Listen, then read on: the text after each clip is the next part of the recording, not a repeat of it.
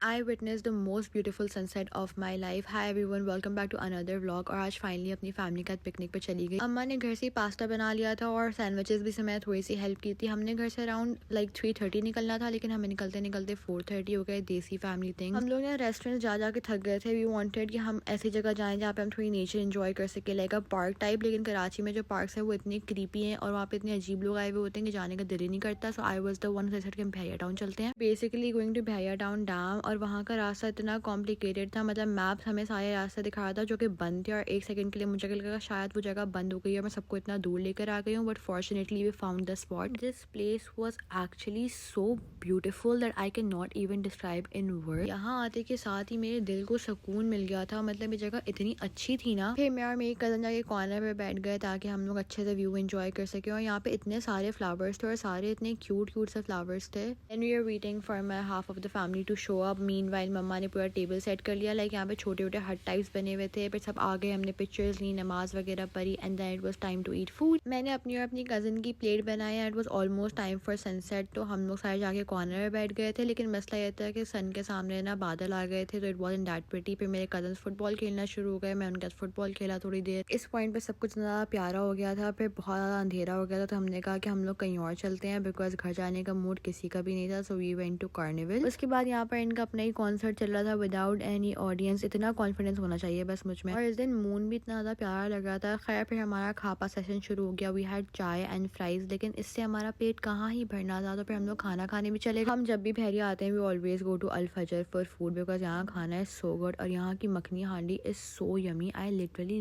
Love यहाँ की मखनी हांडी। फिर हमारे घर वालों को चाय पीनी थी तो वो चाइना चले गए, बट मेरा समय कॉफ़ी का मूड था तो फिर हम कॉफ़ी वगैरह चले गए। आई एम सो थैंकफुल कि यहाँ पर कोई कॉफ़ी स्पॉट खुल गया, बिकॉज चाइना की कॉफ़ी इज सो बैड। उसके बाद बस फिर हम लोग घर आ गए। That's it for this one, bye bye.